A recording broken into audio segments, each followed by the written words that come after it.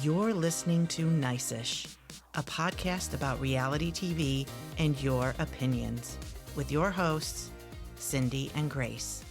Hi, everybody, and welcome to episode 23 of Nice-ish. I'm here with my co-host, Grace. Hi. Hi. Before we get into everything, I wanted to quickly talk about this really funny news story that came up. Okay. It is about Jim Belino and Elizabeth Vargas. Now, do you remember Elizabeth from the show? Barely, but yes. Yes. And she was actually on this season briefly as well. Blink and you miss her, though. So yeah. Well, an article came out and had a picture attached to it of Elizabeth and Jim at dinner at the Quiet Woman.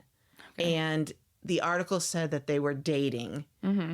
And everybody kind of went nuts and are like, this is hilarious. And this is getting back at Alexis, bring them on the show, which is kind of the stupidest thing I've ever heard. Because Elizabeth was boring AF and Jim Belino is awful. So, well, no kidding. They didn't even want her on this season. Like, they were at her house and they were like, yeah, you're going to have to leave. Yeah. Like, yeah. Didn't she say, do you want me to stay? That's how desperate you are, is that you actually come out and ask, do you want me here? Yeah. I'm like, no, just the house is good, thanks. So it came out later, like a day later, that they were not dating. In fact, Jim Belino released a statement saying, we are not dating, end of conversation, which was harsh, yeah. I thought. Blunt, harsh, very... cut and dry. Do not lump me in with this woman. This is not who I am dating. And would never date, pretty much. That's kind of the vibe, wasn't it? Like, end of discussion, don't associate me with her. Mm-hmm. No. So I thought that was a little mean, but okay, whatever. Then we think, okay, that's end of story. On Vicky's podcast, she starts talking about how her and Kelly Dodd were talking about it. And Kelly Dodd's like, I'm going to call Jim Belino and find out what's going on. Mm-hmm. So she calls him and he says, I did not know I was meeting her because there's two Elizabeth Vargases, the one on OC, and then there was one who was like a news anchor on ABC News or something like that. Yeah. And so that's who he thought he was meeting. That's so funny. No wonder why he said end of conversations, because he's embarrassed that he... Well, he went back to her house. Okay, oh. That also happened. Okay. So Kelly gets the scoop and calls Vicky and tells her that he thought he was meeting a different Elizabeth, and he went back to her house, but nothing intimate happened, and they are not dating. He didn't even know who she was when he met her. Right.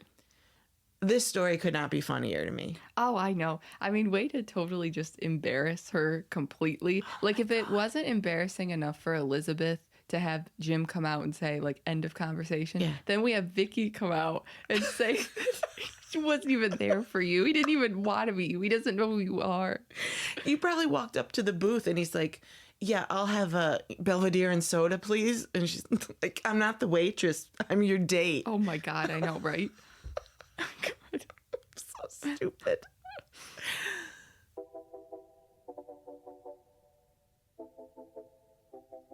Let's get into episode 3 of RHONY. Okay. It starts with all the women arriving to Aaron's house in the Hamptons. Brynn, Giselle, and Rebecca show up first from their helicopter ride that I don't think went that well. They're lucky it was short because I don't think that they vibed very much. Plus the weather. I imagine it was a bit bumpy. Sai and Ubah are driving together, and they show up next. Mm-hmm. But before Ubah and Sai show up, Aaron gets a phone call from Raquel, and Aaron asks her why she didn't want to drive with the other women. Mm-hmm. And Raquel says she gets really car sick and that neither Ubah or Sai was willing to give up the front seat for her to join them. Which right here, when I hear this, I'm like, perfect level amount of petty that I am looking for this type of show. Yes. So I love that. Mm-hmm. Then when Ubah and Sai get there, Erin tells them immediately. Of course like she she does. literally can't wait to She's tell the them. bone carrier. So Ubah's pissed that the game of telephone is like literally already starting, and Sai looks genuinely confused as to what Erin is talking about. Agreed. Has no clue. So we see Sai pull out her text with Raquel, and to me it just seems like a really honest miscommunication here. I would agree. And frankly, we saw that Sai's car was worth $100,000. Like, it was an expensive car. Bitch, you're not driving my car. Well, yeah, I know. That's what you meant. Like, I don't think that Sai would have gotten the hint that you're like, I'll drive, but I'll drive your car, or like you'll drive. How about you drive your own car? I mean, I don't care who it is. It wouldn't be you. It wouldn't be a partner. It wouldn't. If I paid $100,000 for that car, no one is driving it but me. Especially not somebody I just met.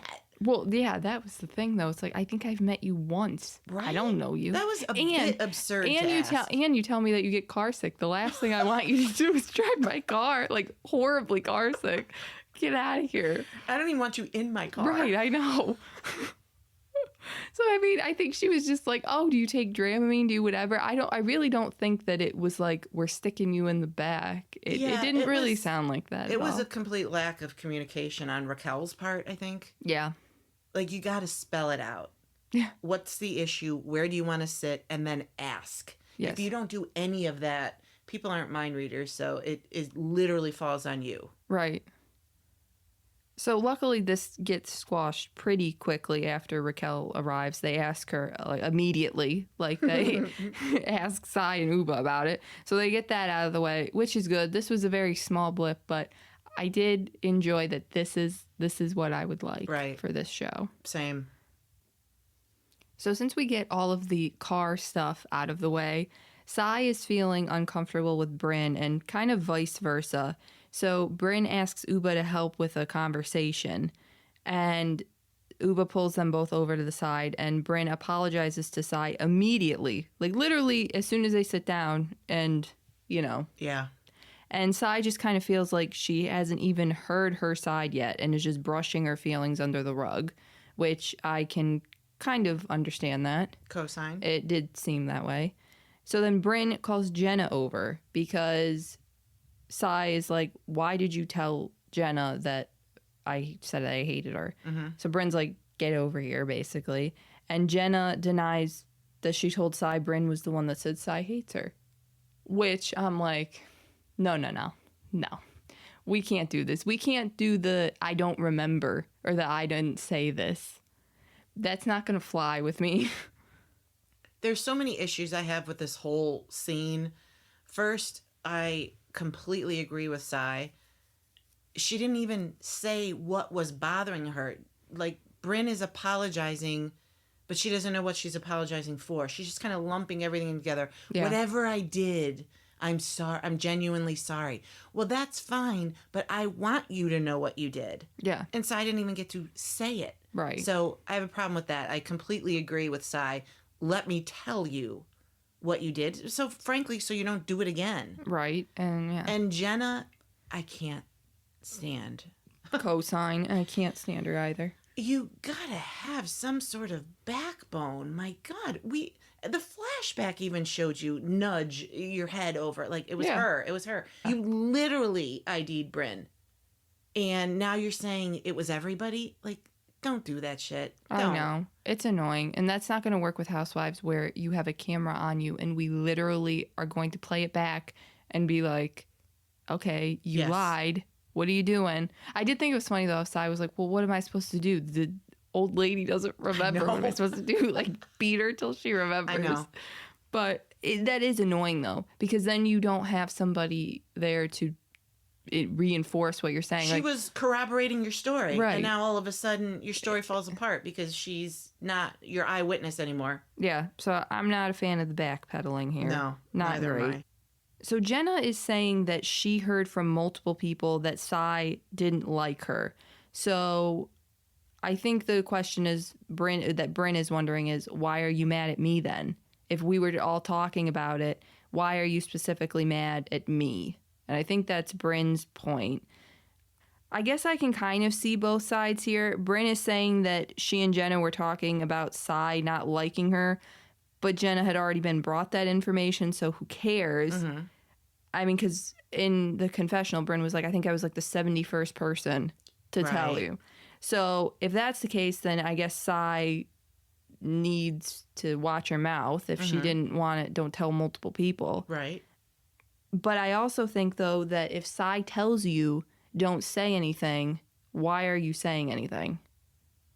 That would kind of be my point as well. Look, I may have told her, him, and her, but if I specifically tell you don't say anything and you do, then I have a problem with that. Mm-hmm. I want to make sure I can trust you. Yeah. So, I mean, it's not really a test. It's just I'm confiding something in you and you failed. Well, I think the kicker, too, so I guess that's a test. Yeah, it's literally a test. Well, I think the kicker here for me, though, was that Brynn literally says in the conversation that if Sai had directly told her that she hated Jenna, that Brynn would have told Jenna immediately. That's literally what she says to that. Right. Okay, great. So now I know I can't tell you anything. So you're saying you didn't do it, but You would would've. have. Yeah. So I think that... My intuition was right. I Right. can't trust you. I think that's when she just got up and left. Yeah. Because I would be, okay, well, the conversation's over then. Well, this issue actually sort of gets resolved for the moment, I guess, when Erin tells Brynn, she's like, just go over and give Sai a hug and, you know, make it better. And Brynn does. And at first, Sai was like, get off me. And then she eventually kind of came around. And then Brynn kind of started crying that she wants to be friends with her and stuff like that, too. Which I don't get how Brynn can be this sensitive and this much of a loudmouth, though. I don't get how you can be both. I find a lot of the comments I'm seeing on Brynn are she's overproducing herself. Yeah. So it could be that she thinks she's making good TV by dropping these bombs, but a lot of these women feel like they're trying to establish real friendships here, and that's not the way to go about it. So you had tweeted out specifically about this fight between Sai and Brynn and said, I'm completely on Sai's side. Brynn is being annoying. True. And you had gotten a response back from at Liz B. Hamilton 17, who said, I was not a Sai fan last season and loved Brynn. I love seeing these ladies in their second season really coming into their own. I'm loving Sai so far, and I don't dislike Brynn, but I think she's being too messy for her own good. I said at the end of the reunion that I was going to give Sai another chance. Mm-hmm. I felt like she really opened up at the reunion. She talked about her relationship with her mother. She didn't like what she saw on camera of herself. So all of these things, I thought, okay, look, that's got to be really hard to see yourself on camera. Yeah. And so you are afforded an opportunity not a lot of people get, where you can see how you're interacting with people. Mm-hmm. So she's going to take it, she's going to therapy, and she's going to try to change what she didn't like about herself. I find all of that admirable. Mm-hmm. I like that. So I'm totally willing to start over with her, and I'm glad I did, because I am enjoying her. Yeah. I do like her. Uh-huh. I do too. I'm the opposite with Brynn. I thought Brynn was really going to be the one I gravitated towards and liking, because I thought she's going to be fun and this and that. I find her so annoying. Well, I feel like she's trying to fill the gap of where, like, Sonia would have been. Like, and I feel like that's kind of what she's doing. And it's like, I think she realizes that, because a lot of people liked Sonia. I would think that most people, when they talk about who's your favorite housewife, I think a lot of people would pick Sonia. Mm-hmm. And I think that knowing that she was likable, you're trying to emulate her a little bit. That's interesting. I never thought about that. Well, the thing is there are so many things about Brynn to like. I know. She's very intelligent. She plays chess. We never saw that other than 5 minutes in like the opening of season 1. She likes to read. She collects first edition novels. She's got so many things going for her. Even her argument when she's like, don't use those words. I don't use curse words, you know, and all this stuff. I find that very interesting. Mm-hmm. There's a lot of depth there. Yes. But she's not going in that direction, or at least production's not directing her that way. No. Which is a shame. It is a shame because it's all very shallow and not anything there. And very I would surface. So I'm not a fan right now either. So the women end up going to dinner. We're not really going to focus too much on that because we're going to get into another bigger fight that happened this episode. But once all the women kind of got back from dinner, Ubah, Aaron, and Giselle were all talking in the kitchen about Brynn and Sai's conversation. And based off of the conversation Ubah had with Sai about their talk, Ubah doesn't feel that it went well and is annoyed that Brynn apologized before Sai even got a chance to talk. Mm-hmm. And Ubah's kind of like, I talked with Sai here and it was after the conversation and you're all telling me that it went well. That's not what she's saying. Then Aaron goes on and says that she's annoyed just at everybody because Sai in a group chat with all of the women said that she was sorry about the way the night unfolded at Brynn's party and that she takes responsibility for her part. So Aaron's kind of like, what? Like, she took responsibility. What are we kind of doing? Like, I'm annoyed at all of you. Yeah, because she apologized and she said it seems sincere. From what we saw, because they posted the text, it did seem sincere. Yeah. And she was upset that her emotions got away from her. So why are we still dragging on with this then? I know. So then Brynn walks in and she's like, oh, you guys are talking about me? It's like, yeah, not in a great way though. So it's not fun. And then basically just to sum it up, that Ubah and Brynn get into kind of a bit of a tiff or a fight too because Ubah's still annoyed. Ubah is clearly annoyed about the whole telephone thing of it all, like just in general from all the women. The words are pigeon carrying. Yeah, and I wasn't even going to mention it because I thought it was dumb. If I heard the word pigeon one more time. That's Dorinda's thing. Let it go. Yeah. So I think Ubah is still holding on to some resentment of her own in terms with the group, is that she just doesn't like how things get twisted in this whole telephone game. Not that it's specifically Brynn, but that Brynn is probably the biggest one who does it. I understand that because they do all do that. Yes, they all do it. I just don't get why she's so pissed. Mm-hmm. Like, she just... I don't know if this is on behalf of Sai that she's so annoyed with Brynn over, or if it literally goes back to last season and the boyfriend being outed and all of that. She seems to want to put trust in people, and she can't trust people, so she's just annoyed. Yeah, I get that vibe, too. I think she's saying it's Sai, but I think it's very much her own opinions. Yeah.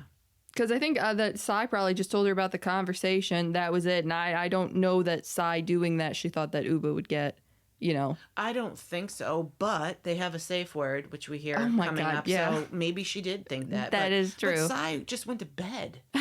So if she could, go to sleep, why are you guys all still worried about it? I know.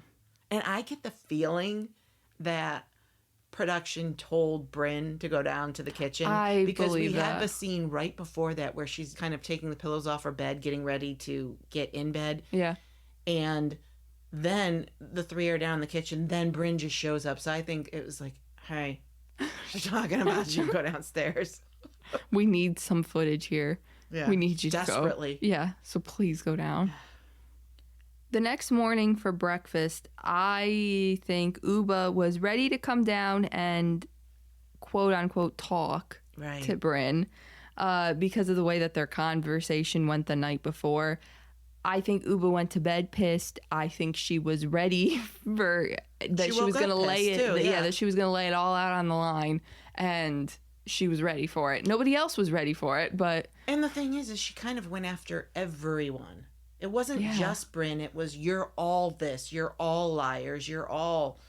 And it was just kind of like, oh, okay. Not a great way to, Well, I saw Jessel's face, and she was kind of like, me too? Yeah. Like, what? Yeah, who are we referring to? Am I in this? So Ubah starts, and she's like, there's a lot of miscommunication, within the group. Yeah, the whole thing about the pigeons and stuff like that. And then Brynn's like, people shouldn't be a spokesperson for other people. And Ubah was not a fan of that response, so she goes with, shut the fuck up. Right. And Brynn was not thrilled about that. It's interesting because it almost seemed like after Ubah said it that Brynn looked like she was ready to cry. Yeah, she did look upset. Yeah. And that's when we saw the confessional with her where she was like, I don't prescribe to this type of fighting. I was taught not to do this. Yeah, she considers those type of fights lowbrow fighting. And she's like, I like smart fighting. Like, where'd you get those shoes? Nordstrom Rack? Exactly. Like, she got a thing for Nordstrom Rack. This is like the second or third quote that she has mentioned Nordstrom Rack. Yeah, I think she insults the newbie Rebecca that way too. Yeah. Like her designs are. Yeah.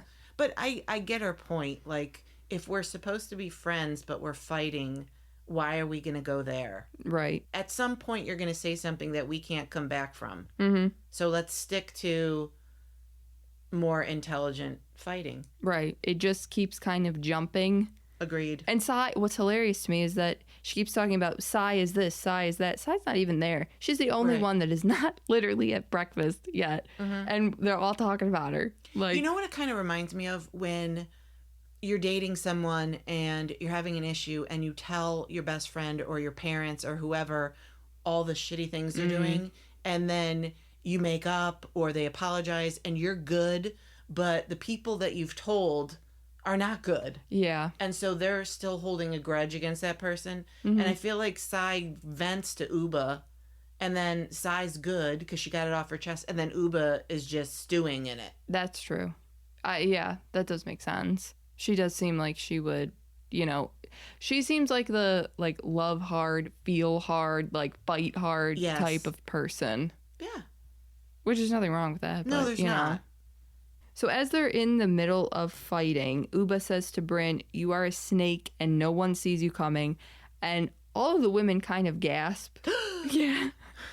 And what's funny about this too is then Ubah kind of keeps talking. She's literally mid-sentence. And Sai just yells out the word pineapple and she just stops. Yeah. It's like, what? It really throws off the other women. It threw me off. Yeah. Because it was immediate. She shut down. And just, okay, I get what you're saying. I hear it. I receive it. Yeah. And she just stopped. It was interesting. I thought it was interesting too. Yeah. In next week's sneak peek, we will see the fight between Ubah and Brynn continue with what looks like Brynn in tears at the dinner table. Yeah, I know that we're going to see this all season long because we saw in the trailer that they literally can't be in the same room with each other while they're taking their promotional photos, which was 3 days after the season finale they filmed. Yeah. So we know that there will be issues all season long, which kind of sucks because there's going to be no resolution, Oh, yeah, that we already know. Yeah. So the fights just are going to get either worse or draining.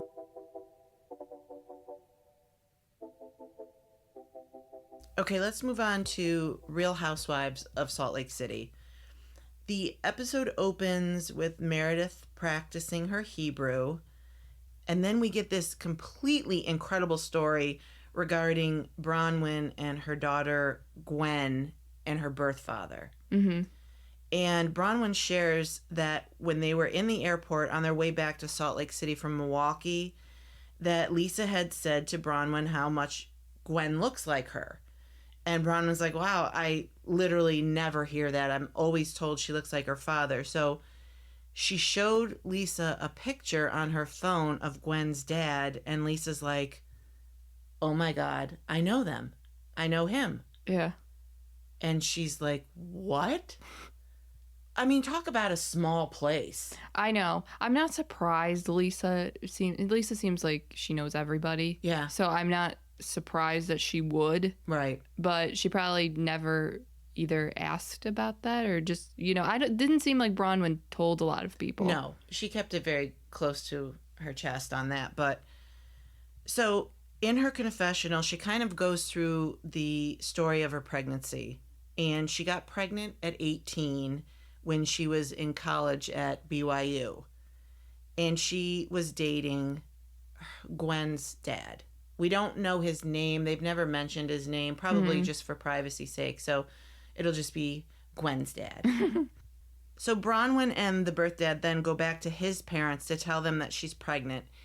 And she said she pretty much took the brunt of it, that he wasn't really blamed for anything, that they basically were not interested in being part of the baby's life, being part of Bronwyn's life. The boyfriend was like, see ya, I can't be with you anymore. And she was really on her own, which is so shitty. I know. God. So she goes back to her family, and Bronwyn says they weren't overly thrilled either, but still accepting. Which I kind of think is probably going to be the answer when you're 18. I would imagine nobody's thrilled. Yeah, that would be most parents' reaction, I would think. So she raised Gwen on her own, goes on, and then she sees his obituary on Facebook. But then her daughter's 18 now, and the grandmother wants to get in touch, supposedly, and meet Gwen and all this kind of stuff. So Bronwyn's really struggling with this. Do we want Gwen to meet his family? Yeah, I would think so. It does seem like Gwen is going back and forth here a little bit of what she wants to do. Gwen was going to try to, and then the reaction was so poor to her and mediocre, that I think she's kind of like, she turned wanted off. them to be excited to meet her. They've had months and months go by, and they haven't contacted her. Yeah, and I find it interesting that now, after 18 years, Bronwyn's on a TV show, and now all of a sudden you're interested in You don't want to meeting look Gwen. bad. Yeah, Yeah. okay. I agree. Like, I can see that from a mile away. Same. So I think it's shitty.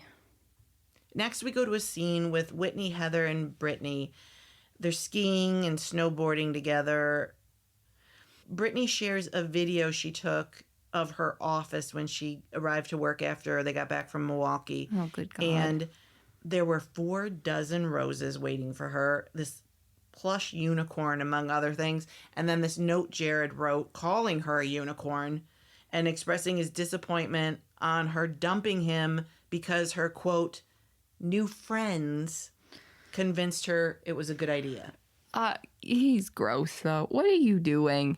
You know, and the message was weird. The entire message was odd. I didn't quite know.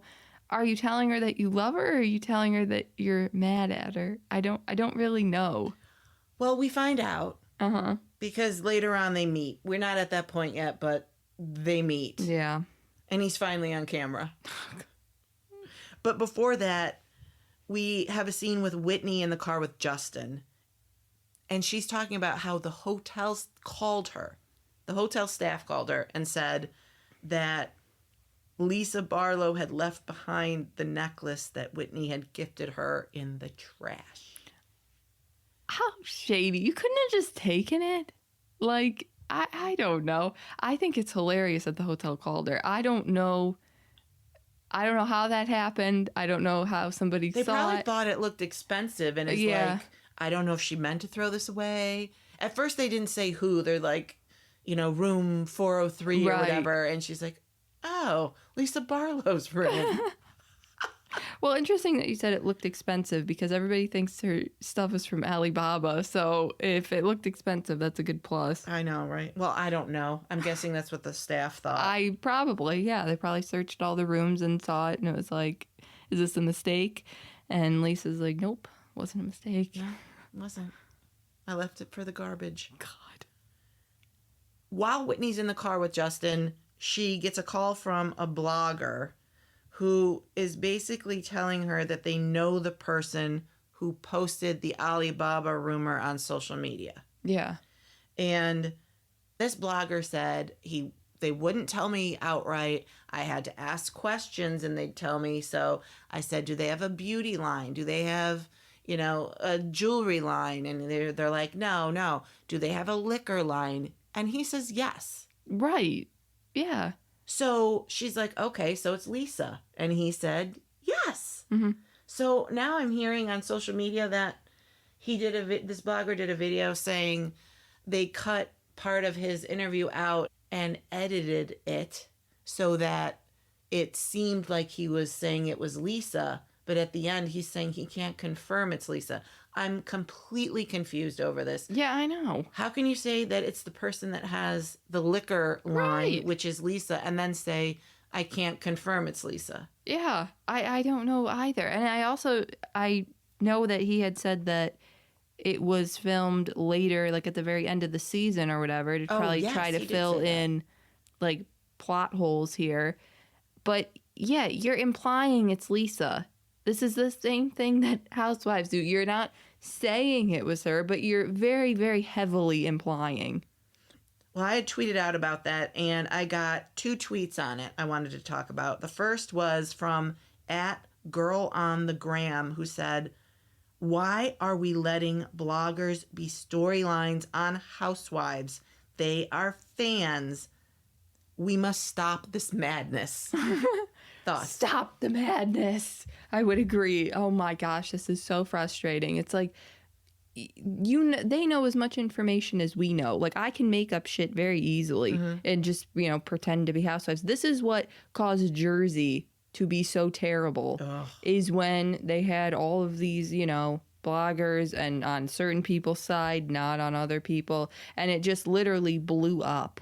We lost the plot. Yes. I do not need this as a plot hole or like to fill one. Yeah, to fill in the gaps. Yes, I don't need this to fill in the gap. I would have been fine without it. And now it just makes me think that Whitney goes around and talks to bloggers and that you're friends with all of them.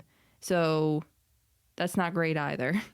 We got another tweet from @AilSheWolf who said, they wanted Monica out and they're doing the same shit they complained about. I can't stand it. Talking to bloggers and all this shit, they all do it. Yeah, that's kind of the bottom line, is they all do it.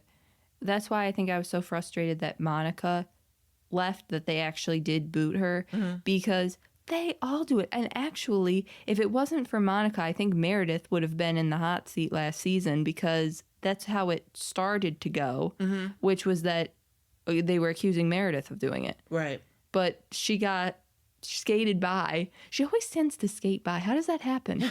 They always forget about her. So it always starts with her and they never end with her. But no, I don't know. They all do it though. So why don't act like you aren't talking to people. Don't act like you aren't, getting the shit out there that you want, that you feel like you can't say. I know. It's getting annoying. The problem is that Housewives are too easily accessible to us now. Yeah, that's true. We can literally message them, and if it's not them, it's their assistant or whoever, and they'll see everything. So it's like you can put anything you want out there, and then it's like, oh, Angie's in the mob? Right, yeah, especially if it's about somebody who they don't like. Then they'll just take it. So then we get a segment with Lisa and Heather, and they go to the spa, and they're sitting in the salt cave, and they're discussing the last night in Milwaukee. And Heather is telling Lisa kind of everything Angie told her, which was basically a jab at Lisa's parenting, saying that she lets her son stay up till 2 a.m. playing video games, and that's how she babysits him. Oh. Or basically a lack of Yeah. parenting by putting your kid in front of the TV or a video game or whatever, and that's your babysitter. And so Lisa actually tears up. She's like really upset. I know. And so Heather says to Lisa, yeah, Angie's really coming after you, and I don't know why. I don't know why. What? You don't know why? I can tell you why. Were you there at the dinner when she said that, the reason why you have to get off the phone with me is because of your daughter? That wasn't enough of a... No. That, to me, in Housewives world, is a open invitation to talk about your parenting. Yes. You're going to talk about my kid. Okay. now I know that you're, well, you're not talking off about my limits. parenting. Yeah. Literally, when you say, I'm using my daughter to get off the phone. If you want to say, I'm not talking about your daughter, I'm talking about you. Okay, you're talking about my parenting. Right. That I'm using my kid. I know. So, and by the way, we've all done that. Yeah, I know. I was going to say, isn't that what kids are for? Having kids? And vice versa, by the way. I'm sorry, you might not have even been home at times when I'm like, I'm sorry, Grace needs me. I gotta go. So, that's like, we all do that. I know. That was lame. Yeah, I thought it was lame too. I don't know. I can't believe that they don't see where it's coming from at all. And Heather's really pissing me off too. Yeah. She's been awful. Why did she keep like twisting what happens or doesn't understand what happens? She's really like stirring the pot, but not in like this fun way, I guess. Yeah. Like I'm really annoyed because you keep missing, like the information is not getting. Oh, Mary hates it. Mary calls her out later. Right. It's just so misconstrued. You're just taking everything and twisting it. Yes, and she's putting her spin on it. Yes. And she's saying things that weren't said. Oh, yeah. That she's just, I think this, but that doesn't mean that's what was said. Yeah. So then we get to the scene, which I was actually looking forward to when I saw the preview, because I really wanted to see this, which was Brittany meeting the infamous boyfriend, Jared Osmond. Oh, so you're calling him the boyfriend then? Well, you're putting a label on it. At this moment, he was the ex-boyfriend. He just didn't know. We knew before he did. Mm-hmm. So she walks in, and right off the bat, when we meet him, I get this smarmy vibe. Yeah. I think partially due to the gum chewing. I have a real problem. I don't trust a guy that chews gum. I don't know why. Because I chew gum occasionally, just to kind of like freshen the breath or something. Uh-huh. But for some reason, when men do it, I find it irritating and annoying. Interesting. And untrustworthy. Yeah. Yeah. Okay. So he's literally what I think of when I think of somebody, guy that chews gum. It's like winking. Oh my God, I hate winking. I know. It's very creepy. I don't know why people wink. I don't like that either. Winking is a deal breaker for me. Yeah. And I think I might add gum chewing to that. That's fine. Go for you. it. Yeah. So they're here to talk about Brittany dumping him again. And from the moment they start talking, Jared is really gaslighting her, I feel. He can't make up his mind what he wants. And I'm actually starting to understand why Brittany dumped him 17 times. Mm-hmm. Because she likes him. She's in love with him, but she knows he's awful. So she just keeps going back. But I know. God. In her heart of hearts, she knows he's an idiot. Right. Oh, yeah. And she actually mentions 3 things he does that my jaw hit the floor. First, he's still on dating apps. Well, that's a big one. That's a deal breaker, wouldn't you say? I think that he won't get off dating apps. Yeah, I don't think he's into you. You know? No, he's looking for something better, or he's looking for a one-time thing, or whatever. Girl. Yeah. Come on. That blew me away. That was something. He also won't post about her on social media, she said. And then he drops her hand when a pretty woman walks by. The fact that you can clock that means that it's happened a bunch of times. So this guy is just gross. But what I really can't figure out, though, is why would you send her roses and all this stuff? Like, you seem like you're actively pursuing her as well. Yes. But you also seem like you don't want her either. Well, so where, I don't understand. I think she's a sure thing. Oh. Like, if I want to see her, if I want to hook up, if I want to go out to dinner, if I want anything, she's going to say yes to me because she's come back to me 17 times. Mm-hmm. So, but if I've met someone else, I'll do what I want. Yeah. So Brittany asked Jared to do the uncomfortable things that he doesn't like to do for her to feel safe in the relationship. And he says, quote, "I show up every day for you and I've given you everything I can." I love that the uncomfortable thing is to get rid of your dating apps and just be with me. That's the uncomfortable thing.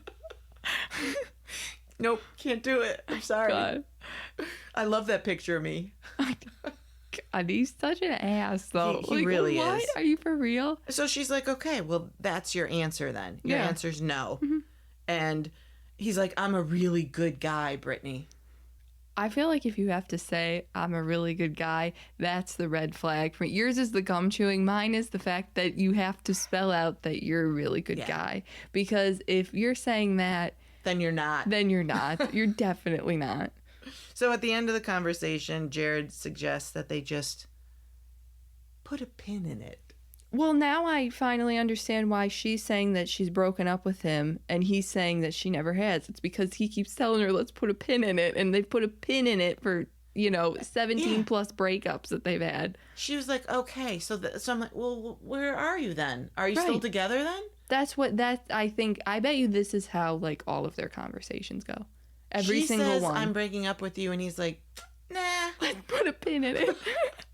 Hold off on that. Like, what? And you're fine with that. Well, she gave him that little heart thing. Oh, my God. I cringed at that. I'm like, oh, my God. What are you doing? Why are you doing that? You're my best friend with a heart. Oof. I did not like that. No, I didn't like it either. That was weird. So I had tweeted out, watching the Brittany Jared scene, this makes me understand her so much more.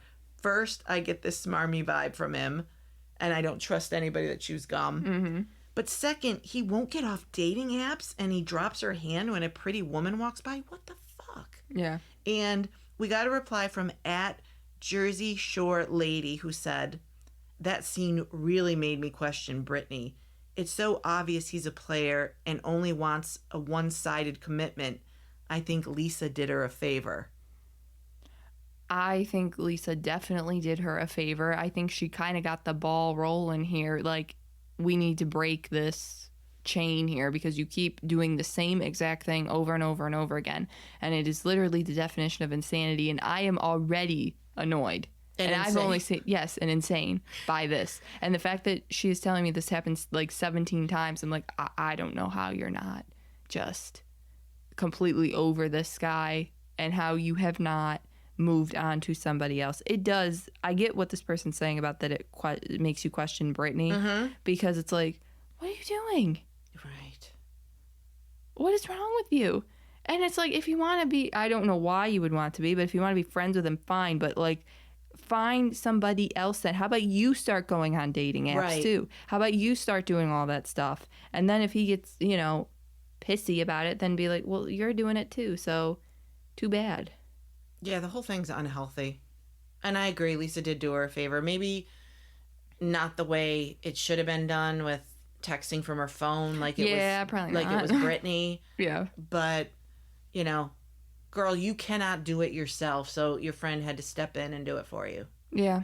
So then we go to a scene where Heather, Mary, Lisa, and Brittany are ziplining. And Brittany tells Lisa that she may have ruined her relationship with Jared. God. She literally blames Lisa and says that you may have ruined my relationship with Jared forever because of those texts you sent from my phone. And Lisa's like, wait, it's not Jared that ruined things, it's me? You're putting the blame on me? Which I thought was hilarious. Yeah. And Lisa's like, thank God I took over your phone or you'd still be in a horrible relationship. Which, I mean, we basically kind of talked about that. Well, this makes me wonder, too, about what Jared said to Brittany. Because clearly they talked off camera and he had said something more about Lisa.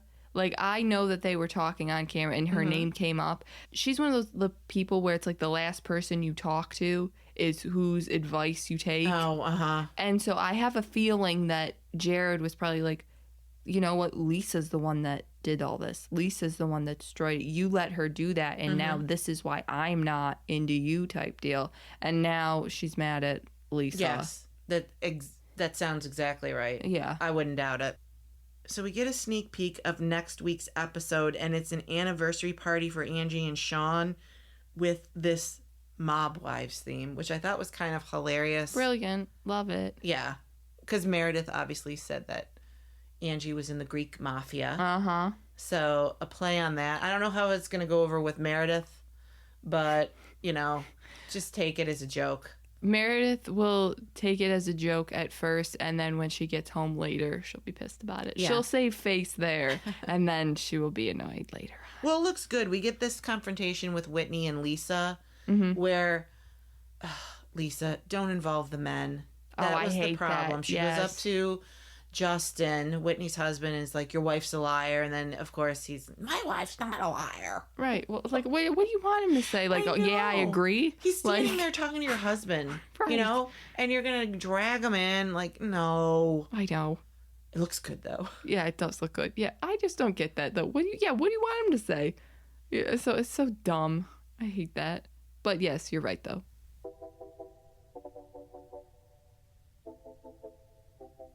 On this week's Real Housewives of Orange County, it begins with the housewives still in London, and Shannon and Emily rehashed the night before when Heather and Tamra confronted Shannon about her Jeff Lewis interview. So Heather comes in and tells Shannon she's sorry for the way things went down at dinner, and can they talk about it? And Shannon says she told Heather all of that stuff in Sonoma in confidence. And production does a flashback confirming that Shannon did say, don't bring this to the rest of the group. So then in a confessional, Heather says she actually already knew this information from Tamra. And so by Shannon telling other people, she just was like, it isn't really a secret if you're talking about it as well. And I don't know. It's like kind of like Heather, she said not to say anything and you did. I don't care who Shannon told. She was confiding in you. You're the one she wants to trust. Yeah. So you saying, oh, well, this person knew and this person knew. So what? She told you. Zip it. Right. So then Shannon goes and brings her receipts out to show Emily and Heather what she paid during the relationship with John Jansen. And they literally start laughing because it's written on this like torn sheets of spiral notebook paper, like that she's clearly just, every time she sees something, she's writing it on a piece of paper and then, ripping it out. And then it's just like completely unorganized. I know. It's so funny. And Emily asked Shannon if she's just ever heard of Excel, and just Shannon smiles after. It was funny though. It's like, no, they were not making fun of Shannon. My God. Say that again, please. For the people they in the were back. Not making fun of Shannon for going through her receipts as to what she paid. They were making fun of the fact that she's got all of these torn pieces of paper and acting like these are legitimate receipts and that they're not all in a categorized location like Excel. Yes, it was just a joke about that. Like, I get people are being a little protective of Shannon. This was not an attack. No. So relax. Yeah, they're just like, there's a better way to do this. Yes, it was funny. Even Shannon smiled. Right, yes. Ugh. Then we move to Gina and Jen, and they decide to go to this like spa pool. And Gina shares with Jen the text message Shannon showed her from Alexis that confirms Alexis had plans to sue Tamra and Shannon and was in on it from the very beginning. Yeah. And Jen asks if Tamra knows. And Gina wonders why Tamra would sit across from everyone at the table knowing this and continue to come at Shannon for lying. I think that's an excellent question. Why are you constantly coming at Shannon saying she's lying about this, lying about Alexis? I don't get the hard-on that Heather and Tamra have for Alexis. I really don't. Yeah, not in this situation, like in any situation maybe at all. Right. But I don't get it here either because Tamra, you know what it's like to be sued. Right. And you know what you and Shannon went through at the time with Jim. And it's like, I don't really know why she doesn't feel like this is a smoking gun. Yeah. Because Alexis literally said, if you have receipts, Shannon, Bedore, then show them. And she found one that has you saying us, our, we, whatever, we are saying. It's right there. So the second that came up, you should have been like, oh, shit, I was wrong. She did do this. Yeah. But that doesn't happen. Gina also brings up to Jen that the women were discussing her Dolce & Gabbana dress that she wore to Shannon's tea party. And she said Heather was in Neiman Marcus, saw the price, told Tamra it was $2,000, and that they were talking about it. I think that Heather is so full of shit when she's like, I was in Neiman Marcus and I saw it. Bitch, you Googled it immediately. Because you want to know why? Because I Googled her dress immediately. We did do that. Yes. And I wanted to know, it actually wasn't because I wondered the price. It was because I actually really liked it. I did too. But it's the first thing I did. Yes. So you did not just happen to be in Neiman Marcus and saw it. So that I don't buy. Yeah, I'm calling bullshit on that. But I don't really care that they're talking about her dress, because I feel like that's something that if I knew somebody was having money problems or whatever, I would wonder, I don't know. Why you're spending the money on that? I would wonder why you're spending the money, and I would want to know how much you spent, but I would also want to talk to somebody else about, isn't this insane? And then I would, Well, I think we know why she did it, because they trashed her for what she wore or what brands she had or fake brands. We know that they talked about that. So she felt pressure to perhaps overspend because she's on a TV show too. Yeah. I think that's why she feels a lot of pressure to keep up with the Joneses, so to speak. But that's Nene. That is Nene. She is the Joneses. I'm sorry, that's the only thing I think of it's where my mind goes when I think of that. As any true Housewives fan would. Right. So. No, I don't know. I mean, I like Jen, but I think if they were talking about anybody else, people would think it's funny, or people would think it's snarky. People would think it's messy. But because they're talking about sweet Bambi Jen, right, it's mean. Yes. But because I was going to say, in the threshold of Housewives here, talking about how much somebody paid for a dress and, that you think that they can't afford it it's pretty low on the list here. I would agree. So I don't really can hold a lot of weight for that. No, it's shady. Right, exactly. Later that day, the women go on the double-decker tour bus, which immediately screams, tourist. So do the hats and the scarves and all guys, that. The capes. The capes, yes. Shannon can be fun, but I'm sorry. I wouldn't want to wear that tacky shit. No, I wouldn't either. I would want really nice photos of my time in London, not with me wearing a tiara, a crown, a cape, a bucket hat. Right, look like a complete fool. Yeah, it's just not my thing. I would do it for one photo maybe. Right. But don't waste your money on all that. Well, it's like, you got me this really nice Burberry scarf. Let me wear the Burberry scarf that you got me. Why am I wearing this stupid $2 hat? A bucket hat of the flag. Right. Like, please, no. So they visit some sites in London, and then they go to dinner that evening. And Jen calls Heather out immediately that she called Tamra behind her back about the price of the dress, and Heather said she did it because she was worried about her. Do you believe that?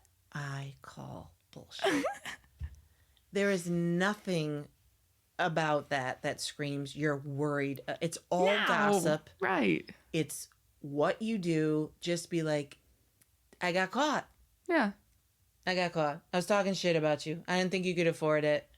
Yeah. And I judged you on the fact that you told us that you only get $6,000 and that you spent $2,000 of it on a dress, or that's what I thought, because I bet you Ryan did give it. I'm sure he did pay for it. Yeah. So she didn't use her money. Right. But they would judge her on that too. So she's still $6,000 to the good. She still got it. But they would judge her on that too. Right. So yeah, it doesn't really matter. Yeah, but let's just own it, Heather. you know? So you had tweeted out, so I'm catching up on OC from last night. Jen calling Heather out for calling Tamra from Neiman Marcus to discuss the price of her tea party dress was kind of fabulous. Heather, you can't spin this that you were worried about Jen. You called the gossip, just own it. Yes. And you got a response back from at call_her_BJ. And they said, what I'm confused about is why Gina is so offended Heather would do it. Gina hasn't stopped talking about Jen spending and squatting. Right? Yeah, I know. Are we just erasing that? Are we erasing the first half of the season? People are just completely forgetting that. I'm going to be honest. I thought that was the harshest comment regarding her finances. Yeah. Was calling her a squatter. Right. So that was rough. That was a low blow. Mm-hmm. But I don't know. I guess we're fine now? Yeah, I know. Apparently. And I mean, Emily's still talking about it. Emily was fine to discuss her opinion on that too. So I don't understand how Gina's kind of sliding through this. Because yes, I think she had the worst comment to say about her. And they even got, her and Jen got into a fight at that cafe place where they got coffee. And she left. Yeah. Gina left. Yeah. Her and her bad posture walked out the door and it was Select like... amnesia. Right. So I don't know. I don't get how we're just forgetting that. I understand that, you know, Heather did something kind of shitty, but I don't know why we're not bringing this up again. Every woman there talked about her finances. That would be the first thing that I would do. To get the heat off of me if that happened, I'd be like, she called you a squatter. Punt it to somebody else. Exactly. So Jen is kind of already fighting with Heather a little bit. And then Tamra chimes in and is like, you don't have to spend money to fit in. Like, you don't have to buy all these, you know, designer brands. And Jen's like, what are you talking about? You made fun of me last year for wearing fake brands. Right. And we see the flashback pop up of Tamra talking about it. And I don't know. I just don't think Jen can really win here in this situation. She can't. What do you want from this woman? To wear Old Navy. I guess. Like the and rest maybe of she us. used to. And maybe that's a Jen problem. Yeah. Wear what you can afford. Don't care. You can wear very nice things that aren't name brand. But the problem is you're filming with Heather Dubrow, who has a, $50 million home? I know. You cannot compete with that. Nobody can. So stop trying. Right. Just be yourself. So you had tweeted out about this scene in particular. Oof. Then Tamra says you don't have to spend money to fit in. And Jen again throws some honesty out there with, you made fun of me last year for wearing fake brands. Jen is on fire. And you got a response from at TJelly888 who said, seeing this side of Jen is amazing. I do wish she would take Gina's advice and not accept those disingenuous apologies so quickly. You can see based on her social media posts lately that she's had enough from her haters. Hope she ramps up this energy for next season. I agree. It was nice to see her finally say something. Yeah. Because you and I kind of refer to her as Bambi because she's very soft-spoken, doesn't usually fight back. Right. When they go after her, she kind of has this deer in the headlights look, hence Bambi. Right. She looks like she's ready to cry sometimes. She's not a fighter. No, she's not at all. Usually on Housewives, you have to be a fighter. So we finally see some of that spirit where she's like, you know what? I'm tired of this. I'm not taking it anymore. And she speaks up, which I thought was great. Yeah, I like this side of Jen too. That's something that we need on Housewives. We need everybody at some point to speak up. It will happen eventually. You will get sick of these women and it will make you want to speak up. Yeah. So I think that's finally what's happening now. And I like seeing what Jen has to say. Yeah. The next morning, Tamra and Emily go out for a walk, and Emily makes some points that kind of explain exactly how I feel about Shannon. And she's telling these to Tamra and trying to give her like advice about how to go about it. But Emily says this in her confessional. And she says, you can be disappointed in her because of the DUI. You can have the opinion that she shouldn't drink. You can have the opinion that she should be sober. Every single one of those is valid. But why not try to help her be a better person and not continually berate and humiliate her? Oh my God, yeah. I think that perfectly encompasses everything. I about agree. how I feel, at least. I don't know. Absolutely. I think so too. It's hard because sometimes on social media it feels like people are dismissing the DUI because they're mad at the way she's being treated. Uh-huh. And that's not really how I feel. Yes. I'm not dismissing the DUI. However, I understand she's dealing with a lot of other shit from this season. Mm-hmm. So cruelty doesn't work. Cruelty never works. Right. So you got to come at it a different way. I know. And especially being on this show, I'm not sure if Tamra thinks that that's what we want to see or not. She's kind of giving me the Lisa Rinna vibe, like toward the end here. Like where Lisa would be mad about remember how she was mad at Garcelle about the sauce or whatever? Oh, yeah. And she made that something. I feel like she's trying to, overproduce? Yeah, a little bit. And I actually think that if she didn't, it would be better.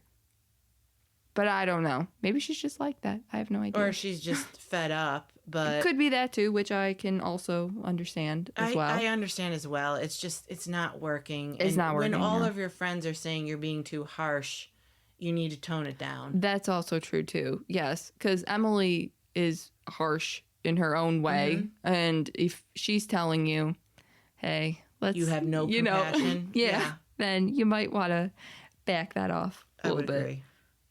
You had tweeted out, okay, Emily kind of nailed it here, along with not continually berate and humiliate her. And you had gotten a response back from @triathlete1970, who said, this is why Emily is a tier 1 housewife. She's empathetic and opinionated and messy. See, I agree.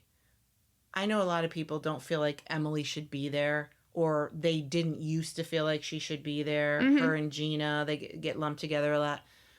I feel like she's really come into her own. I want a housewife that is messy but not afraid to share their opinion. Right. And she does that. Yeah. And she's still empathetic. Yes. I mean, she makes her snarky comments. Absolutely. Yes. And people don't have to like them, but you would hate it if she said nothing and was boring. That's the worst thing that I think you can be, is That's boring. That's the kiss of death. Boring. Yes. And I don't find her boring. I find her delightful. I know. And it's like, you need some people who are at least sort of in the middle. Mm-hmm. You cannot have all Tamras and you cannot have all Shannons. Yes. Like, you can't have everybody on 20 all the time. No, because then it's like, oh my God. Yeah. But yeah, no, I think she's a tier 1 housewife as well. I'm here for that. Thanks, Ryan.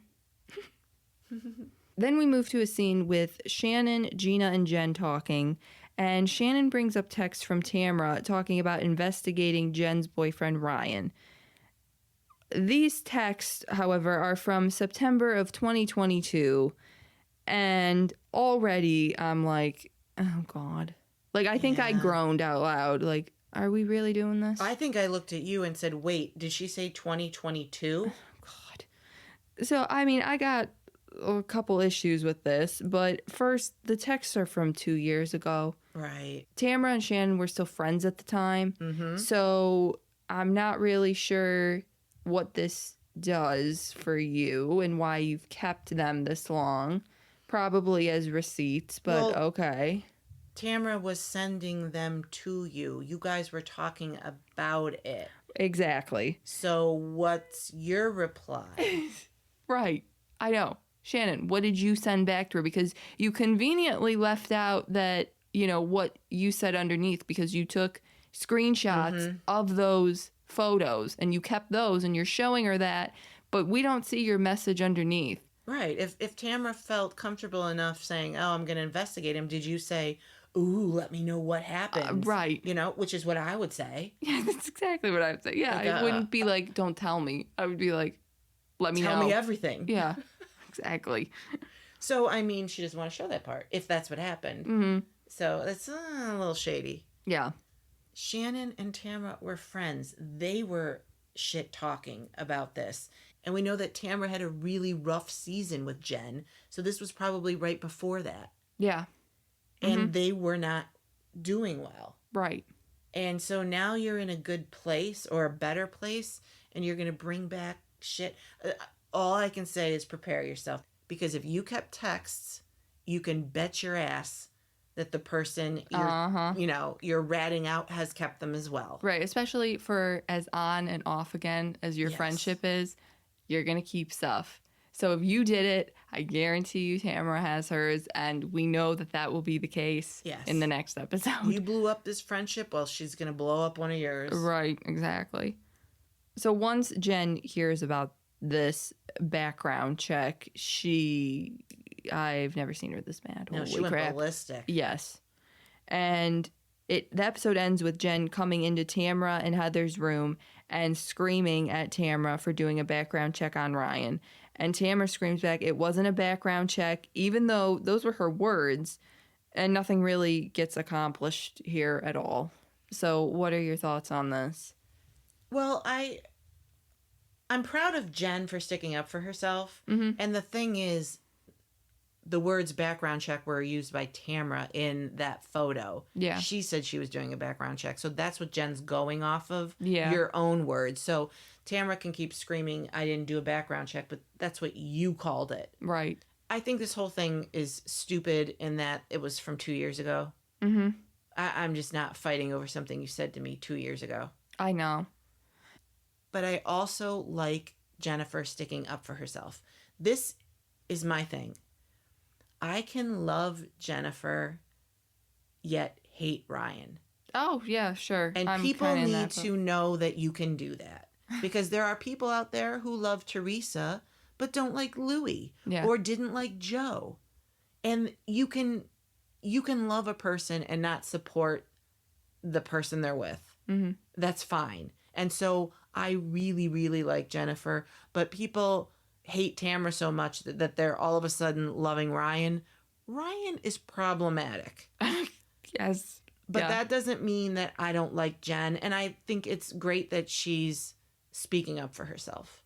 Yeah, I would agree. I think when Tamra used the word background check, just judging by the photos, it doesn't really look like that. It looks like his online profile somewhere. Like I Ryan. couldn't see the picture. It was weird. It didn't look like one. And I've never heard of like an official background check where you're getting like screenshots of photos like that. I feel like that would be in a file. Like you would have some more evidence or whatever. I mean, his file would be thick. So I don't think that it was just 2 screenshots worth. So I think that Tamra definitely probably used the wrong word when she said background check. Mm-hmm. I think she probably did mean, I want to see if this guy is really in real estate or not. And if he's a licensed mortgager or something? Right, yeah. Which so apparently he's not. Not surprised, but okay. So, I don't know. But I do think that the wrong word was used. Yeah. And the wrong term was used. But yes, that's all that Jen had to go off of when you hear the word background check, you know? Yeah. In the sneak peek for next week, we see Tamra go back into her phone for old drama as well, because it comes out that Shannon was digging around for info on Gina and Travis. And this brings up an old rumor that Gina pushed him down the stairs. And right there, this is the problem when you bring up old text and somebody has old text on you as well. Yeah. I mean, how many times has one said, this is what you said about Vicky, and then the other one, well, you said this about Vicky. Well, you're talking to each other. You're both bitching about Vicky. Right. You know? Yeah. So, yeah, be careful what you do because it can come back and bite you in the ass. Mm-hmm.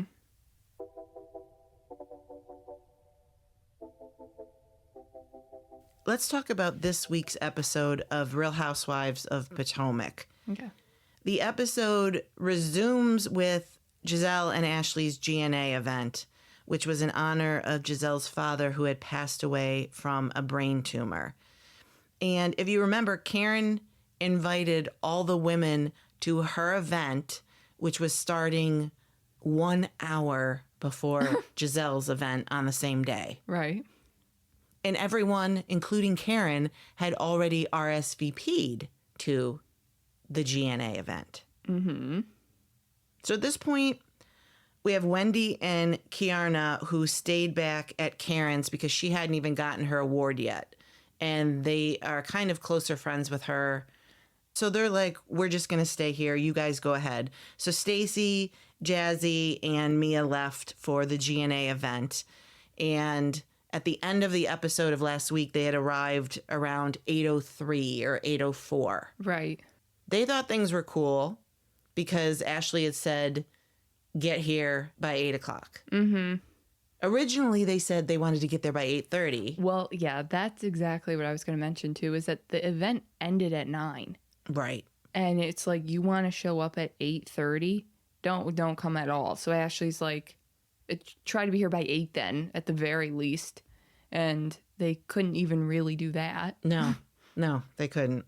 So the episode picks up with the women in the Sprinter van after they had gotten thrown out by Giselle. Mm-hmm. And they are furious at Ashley and Giselle. And Giselle is just as equally furious at them. Right. And she's like, Karen's getting an award. Who gives a shit? This is the same woman that hit a tree with her car. Okay. And then she says, my father passed away. This is a real event in which we are raising real money for the National Brain Tumor Society. I think that that's really where her anger stems from, is that this is a real event. This isn't one of those stupid events that we put on for the show to try to, get scenes of us. Like all Karen's together. award. Like Karen's award, exactly. Which I don't even think she knows what the award is for. Right. But, So I think Giselle was like, are you kidding me? This is actually a real scenario. My father did pass from this, and we are raising money for this. And you have the balls to RSVP and then show up at the, tail end of it. Or not show at all. Yeah. Yes. So you and I are definitely siding Team Giselle on this. Yeah. Which is a first. It is a first. I know. It's weird. Mm-hmm. But a particularly shady moment was when Giselle sends Ashley out to the van before the women leave with a barcode to donate to the event. Yes, I laughed. Oh, yeah. That was funny. I thought it was funny. It was so funny. To kick these women out and then go out with your barcode to donate, that is just... Well, that's the least they could do, frankly. Yeah, that's what I think, too. But they weren't having it. No. They were pissed. In fact, they were trying to throw it out of the van, and I think Ashley snuck it in there, but they were not happy. She tried to close the door on her. I thought, know. well, okay, that's it's a lot. Yeah, I thought so, too. They threw you out. She didn't, nobody, got in a fight here or anything, but, to close the door on her, just... So then 18 hours after the event, Stacy has Jazzy, Ashley, and Karen over to her house to discuss what went down at the GNA event.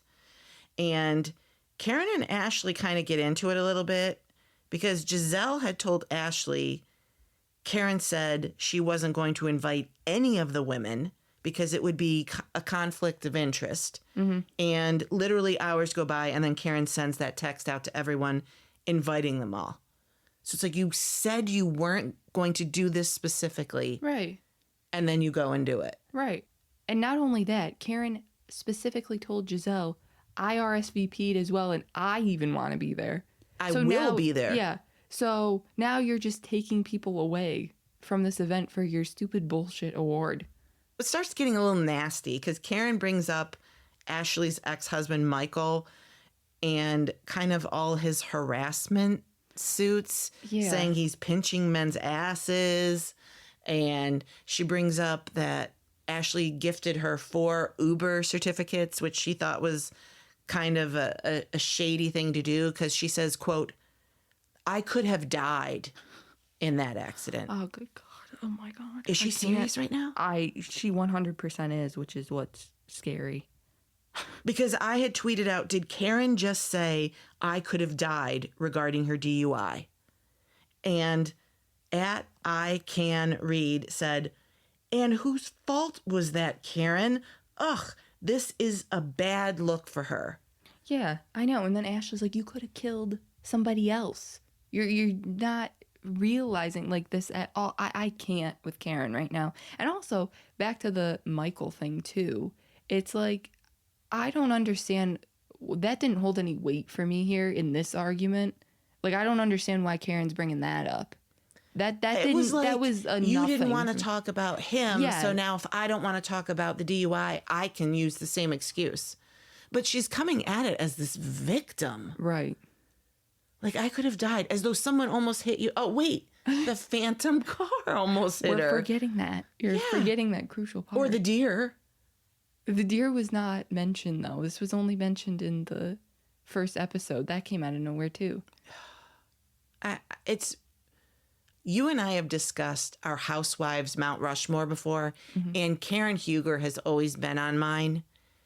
And I'm honestly chipping her off, I think. Oh. I can't. Yeah. I mean, the attitude about this is not, I fucked up. It's somehow she was wronged. I know. That's what's disappointing about this too. Yeah, it's very, very much that she was the victim in this situation and you weren't. No. So it's just like, take a little bit of ownership. I don't know if she's not taking any because she's trying to fight it like in court, so she's not going to do it, Right. on camera, but it's very off-putting. Yeah, I would agree. That's a great word for it. So then we have a scene with Mia, Jacqueline, and Ink.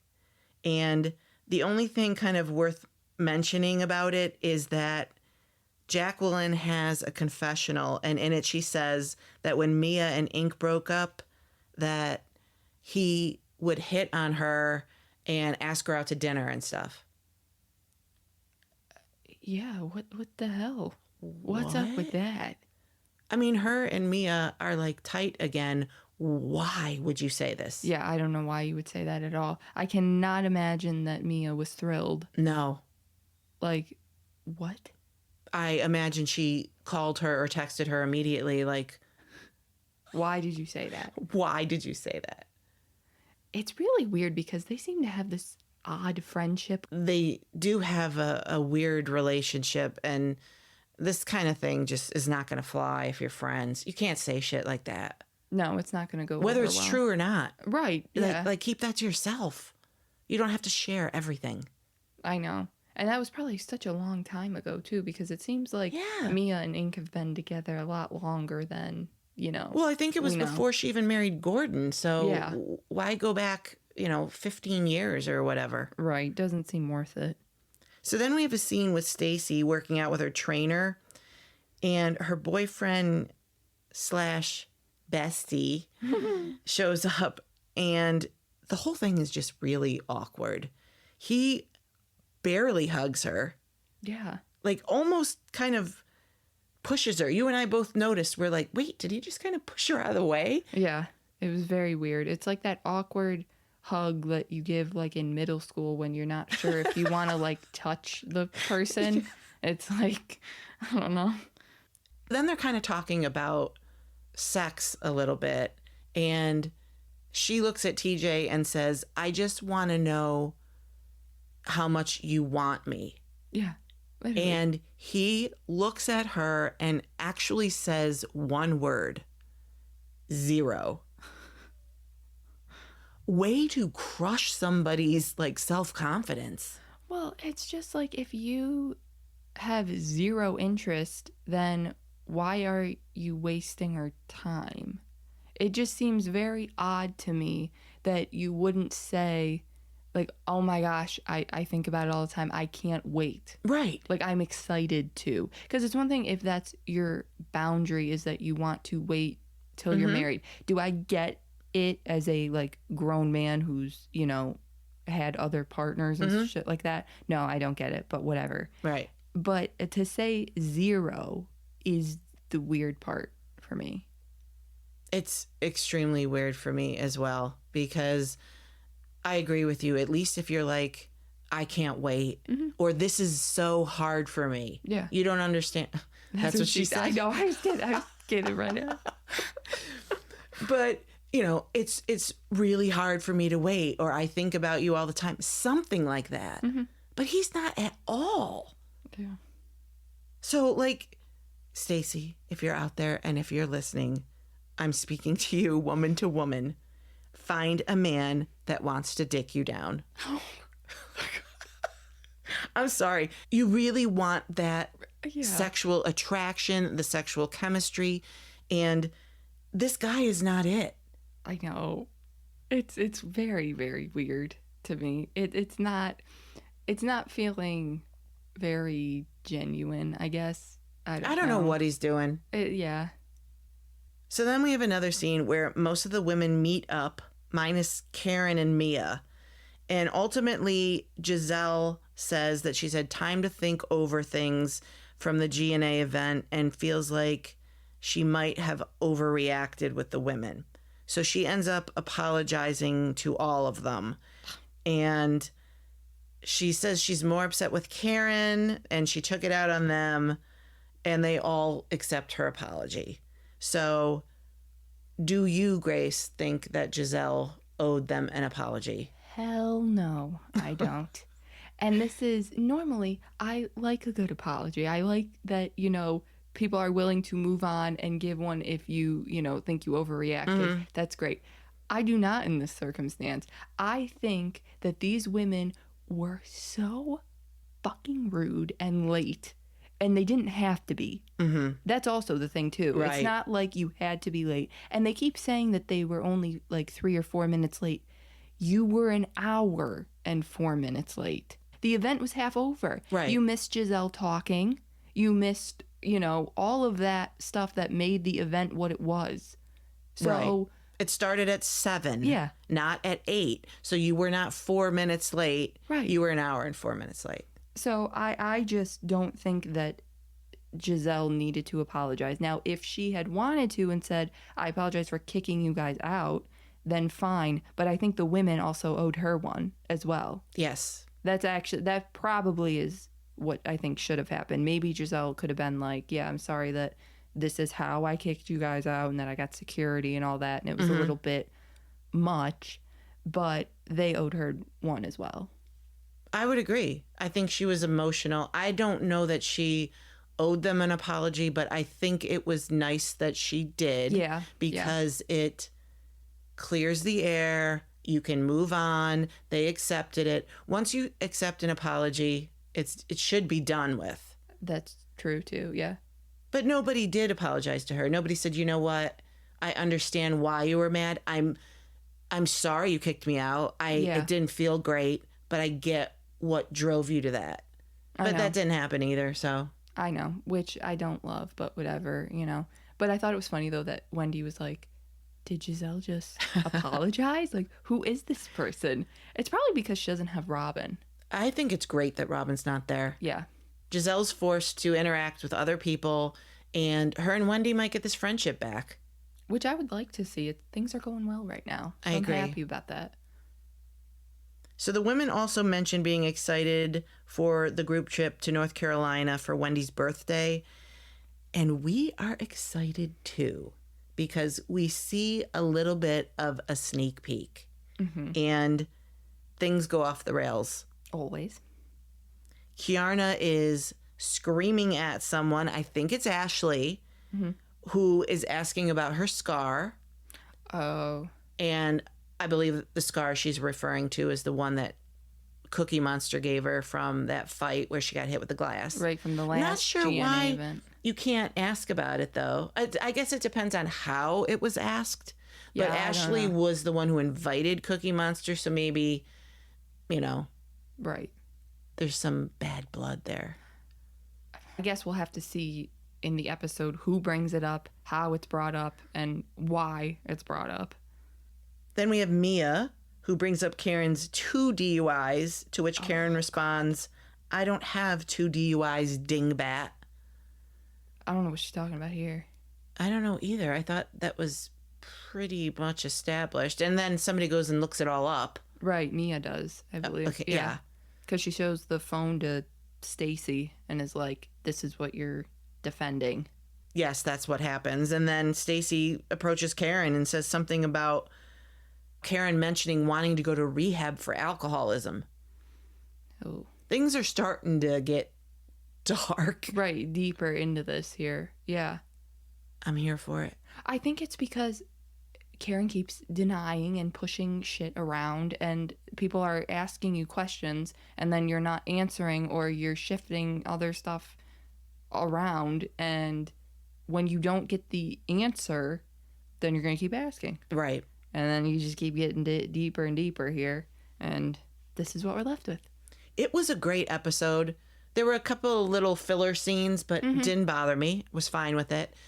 Last season was a bit drab for us, a little boring. So I'm really enjoying this one. Yeah, I'm enjoying it too. I think it helps when you have some newer people to bring in some new energy, but also fix what you have with the old cast and let them rebuild relationships there too, because you need the old cast at the core. You can't just have these newbies who we don't know. Right. And the reunion was left in shambles. I mean, I didn't think anybody was going to talk to anybody, but Candace leaving because she was pregnant was a great decision on her part. This is such a toxic environment, so that was a good idea. And Robin leaving was a win for us, personally. Win for my sanity. Right. So now they're all forced to kind of move on, where I don't know if they would have. Right. So, win-win.